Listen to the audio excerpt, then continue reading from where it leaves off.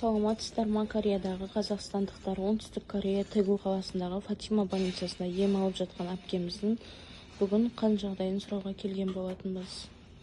Саламатсыздар ма? Барлықтарыңызға. Жағдайым жақсы. Бірінші Алланың арқасы, екінші сіздердің дұғаларыңыз арқасында аман-есен. Одан кейінгі неден шығып жақсы жағдайым. Тамақ ауқат ішіп, жан-жағымда Самат келген кезде, Саматтың көмек сұрағаным рас. Самат келген кезде, ол кезде мен отадан шығып, сөйлеуге шамам келмей қалды. Алда өзі ауырып жүрдім, осы жерде жүрген кезде. Мына больницаға жіберіп, не екенін анықтай алмай жүргенде, ақыр соңында обыр ауыру деп берді. Содан оны алдырмасақ, шығу болмайтын болды.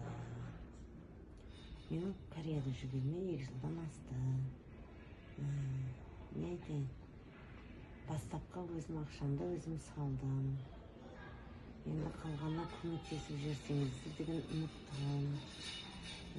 Бұлай шынында кейбір посттарды оқыдым кеше. Шынымен ба, өтірік па, ол кісі неге өзі сөйлемейді деген сұрақтар қойыпты.